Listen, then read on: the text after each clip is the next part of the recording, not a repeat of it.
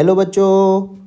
तो इस सवाल में हमें बोला है कि एक कंपोजिट स्लैब है जो कि दो स्लैब्स ए और बी से मिलके बना है और उन दोनों की जो मटेरियल है वो डिफरेंट है, लेकिन उनकी थिकनेस सेम है। जैसे आप डायग्राम में देख सकते हो L/2 एंड L/2 और इस तरीके से वो दिया गया है।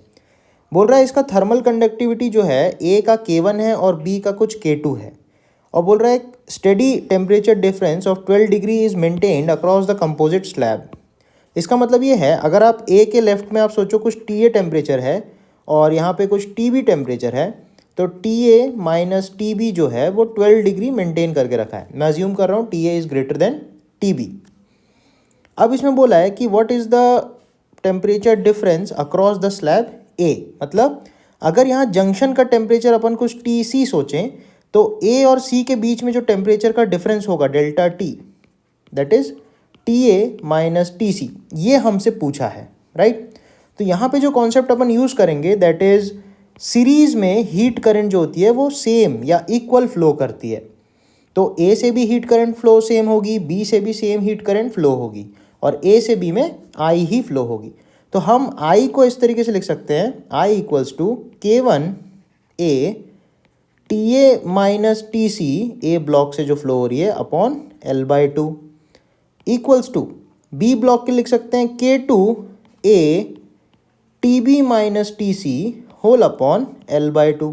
और यही हीट करंट A से B में भी फ्लो हो रही है, तो हम कुछ लिख सकते हैं कि K equivalent into area into TA minus TB whole upon total length L, ऐसे आप लिख सकते हो। अब ये K इक्विवेलेंट निकालने के लिए, जिसे हम थर्मल कंडक्टिविटी भी बोलते हैं, तो इसको निकालने के लिए हम एक जुगाड़ लगाएंगे, दैट इज़ थर्मल रेसिस्टेंस का कॉन्सेप्ट। तो सीरीज़ में इक्विवेलेंट रेसिस्टेंस को हम लिख सकते हैं R1 प्लस R2, जहाँ पे R1 A ब्लॉक का थर्मल रेसिस्टेंस है, R2 B ब्लॉक का थर्मल रेसिस्टेंस है, राइट। थर्मल रेसिस्टेंस को हम लिख सकते हैं L upon K equivalent into area. A block के लिए लिखेंगे L/2 अपॉन K1 इंटू उसका एरिया, प्लस बी ब्लॉक के लिए अपन लिखेंगे L/2 अपॉन K2 इंटू उसका एरिया। तो यहाँ से आप K इक्विवेलेंट की वैल्यू अगर निकालोगे तो that will be you will be getting is 2K1 plus K2। तो इसको अपन यूज़ करने वाले हैं। अब आप ऊपर की जो इक्वेशंस है, सबसे पहले आप इन दोनों को सॉल्व करो। तो जब आप इन दोनों को सॉल्व करोगे तो यहाँ से आपको एक एक्सप्रेशन कुछ ऐसा मिलेगा, TA minus TC equals 2TC minus 2TB, right. तो यहाँ से TA प्लस 2TB को आप लिख सकते हो 3T, राइट।